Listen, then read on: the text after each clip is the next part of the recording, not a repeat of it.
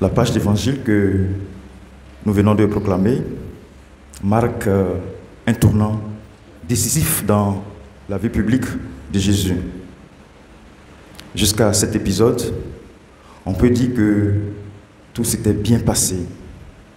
Les foules qui se rassemblaient autour de Jésus et de ses disciples étaient stupéfaits devant tant de miracles opérés par Jésus. Tout se passait en Galilée, dans cette région de la Palestine où les grands prêtres de Jérusalem avaient autant d'autorité. Jésus se faisait suffisamment de place. Il émerveillait la foule par ses paroles et ses prodiges. Et voilà qu'il commence à annoncer à ses disciples qu'il doit monter à Jérusalem, qu'il doit y être persécuté par les grands prêtres, les scribes, mis à mort, mais qu'il ressuscitera après 3 jours. Mes chers frères et sœurs, lorsqu'on a l'habitude de quelqu'un qu'on connaît bien, un familier ou un intime, quand celui-ci nous parle subitement dans un langage très peu ordinaire, il y a de bonnes raisons d'être dans la stupeur. C'était également le cas des disciples de Jésus, ses collaborateurs. Ils ne pouvaient pas s'imaginer que cette fameuse aventure de leur maître allait se terminer par la passion et la mort. Par 3 fois, leur maître avait repris cette annonce incompréhensible et mystérieuse.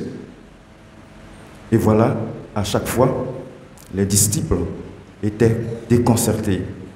Cela relève du mystère, le mystère d'une absence de relation entre Jésus, son message et ceux qui l'écoutent. Il y avait comme un accord, du moins en apparence. Les grands prêtres de Jérusalem, les scribes et les pharisiens fomentaient petit à petit leur complot contre Jésus. Ce mauvais dessein des autorités religieuses était d'avance connu de Jésus. Ils parviendraient finalement, par leur conspiration, à retourner la foule contre Jésus et ses disciples. Et nous le voyons quand nous célébrons la fête des rameaux. Juste après les acclamations des rameaux, la foule s'écrie à mort, à mort, celui qu'ils avaient chéri et adulé. C'est tout le mystère de la fermeture du cœur à un message d'amour. Comment se fait-il que les auditeurs de Jésus aient systématiquement fermé leur cœur à ce qu'il leur annonçait? Nous voyons la première lecture tirée du livre de la sagesse que nous avons entendu. Cette lecture-là peut nous aider d'une manière ou d'une autre à éclairer le sens même de ce mystère de la fermeture du cœur de l'homme devant le bien qui lui est proposé. Un peu plus d'1 siècle avant Jésus, le livre de la sagesse avait déjà annoncé la passion de celui qu'on a appelé le juste. Ceux qui méditent le mal se disent en eux-mêmes: attirons le juste dans un piège, nous dit l'auteur sacré. Mais alors, pourquoi fallait-il attirer le juste dans un piège? Justement parce que le juste fait des reproches à ceux qui s'éloignent du chemin de Dieu, de sa loi et de toutes ses pratiques, ses valeurs, les valeurs évangéliques. En effet, à cette époque-là, la ville d'Alexandrie était devenue un peu comme le centre où rayonnait la pensée grecque. Nombre de Juifs s'y étaient réfugiés. Et éblouis par le prestige de cette civilisation, beaucoup d'entre eux ont abandonné leur foi et leurs pratiques religieuses. Ils allaient même jusqu'à persécuter leurs anciens co-religionnaires, demeurés fidèles à la foi. Leur présence était comme une sorte de reproche vivant de leur tradition, trahison de leur foi. Et c'est là une image que l'évangile de ce jour nous révèle aussi la relation entre Jésus et l'autorité religieuse juive. Ce qui suscitait l'animosité des grands prêtres, les scribes et pharisiens à l'égard de Jésus, c'était le refus d'admettre la différence entre lui et eux. Jésus n'agissait pas comme eux. Ils ne pouvaient ni le supporter, ni le lui pardonner. C'est alors qu'ils le mettent au défi, comme l'ont fait par le passé ces Juifs réfugiés en Alexandrie, à l'égard de ceux-là même qui étaient restés fidèles à la foi d'Israël. Ils se vantent d'avoir Dieu pour Père. Voyons donc si ces dires sont vrais. S'il est le Fils de Dieu, Dieu l'assistera et le délivrera. Éprouvons-le donc par des outrages, par des épreuves, et on verra sa résignation.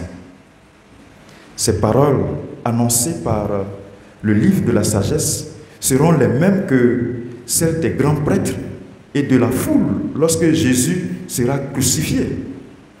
Il en a sauvé d'autres, c'est le roi d'Israël, qu'il descende de sa croix.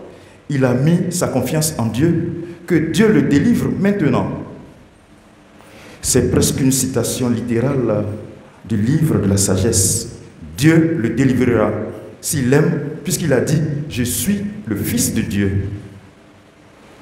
Mes chers frères et sœurs, c'est donc ce refus d'une différence qui nous appelle plus loin, qui nous appelle ailleurs.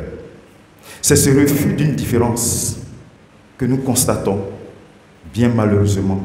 Et cela est à l'origine de l'opposition et la révolte des grands prêtres, des scribes et des pharisiens. Dans la seconde lecture que nous avons écoutée, Saint Jacques nous éclaire aussi. Il nous éclaire aussi sur ce drame.